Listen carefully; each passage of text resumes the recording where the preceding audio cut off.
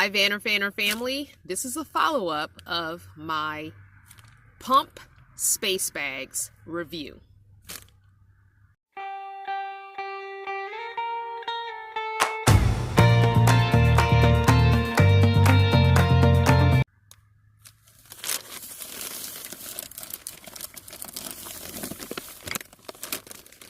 So as you may or may not remember, I bought these vacuum storage bags off of Amazon,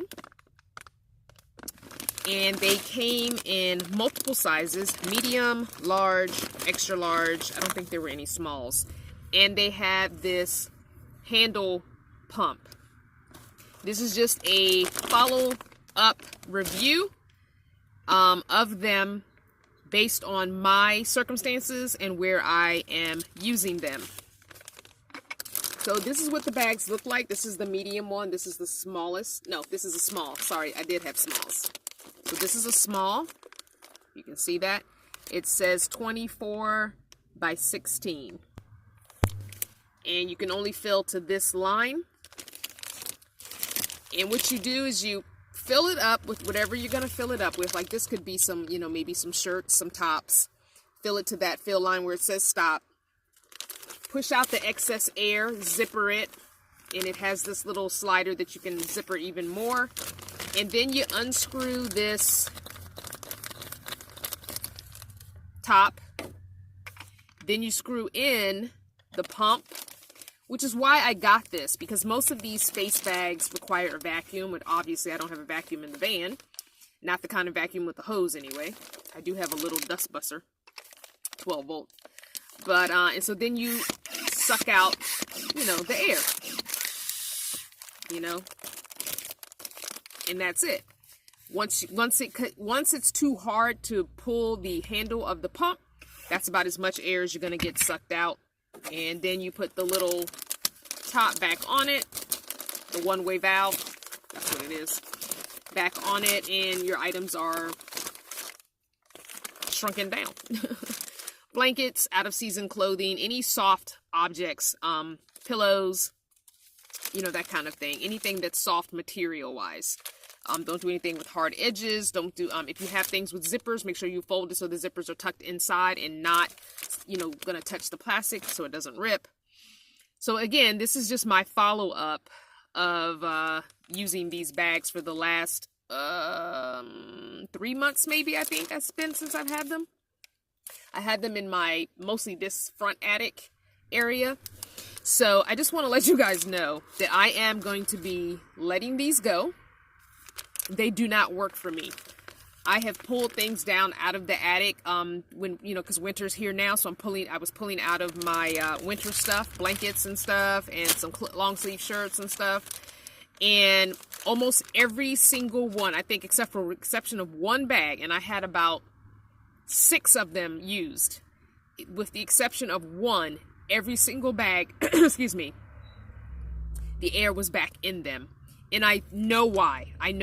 So it's a flaw, but not a flaw. I'm still recommending the bags. I'm going to give it 4 stars overall, but that 5th star doesn't work for someone living in a vehicle because of fluctuating temperatures.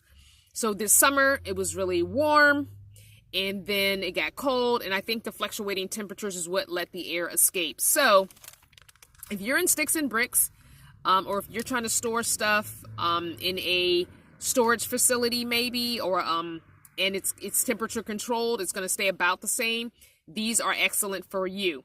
If you are living in a vehicle, an RV, whatever, where the temperature kind of goes up and down, like right now, it's kind of warm out because the sun is shining really bright, even though it's the beginning of December.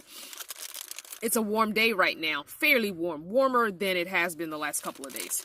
So right now, that attic is pretty warm up there.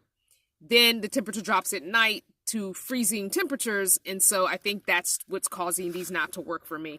So I'm going to pass these on.